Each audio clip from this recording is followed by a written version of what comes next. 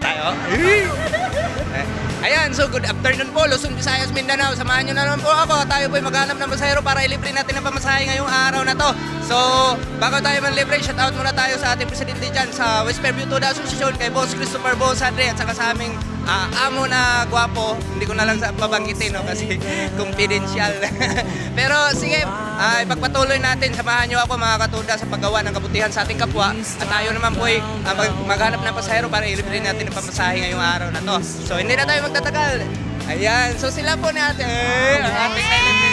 Sila po ni ate ang ating nailibre ng pamasahe ngayong araw na to. Te, masaya po ba kayo na kayo pinililibre ng isang tricycle driver dito sa West Fairview Tuda Association ng pamasahe? Opo, first time namin yun. Oo, talaga?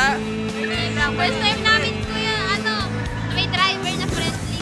Opo, first time nyo ngayon na kayo pinililibre ng isang tricycle driver ng pamasahe.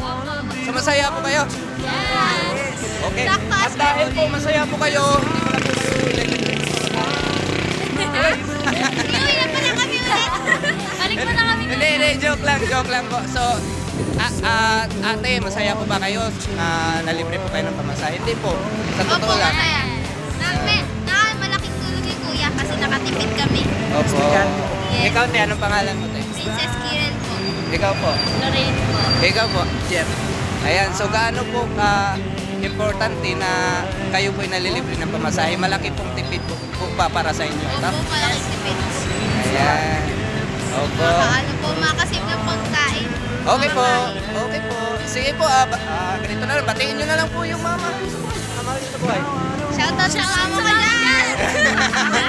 Shoutout sa pamilya ko dyan! Mahal kita! Opo. Mahal namin kayo! Yes po, ayan po. So ito na lang po ang tips ko sa inyo. Pagputihin nyo na lang po yung pag-aaral niyo dahil magagamit din po yan pagdating ng tamang panahon, di ba? Opo, sige po. God bless. God bless po. Sige po. Ayan.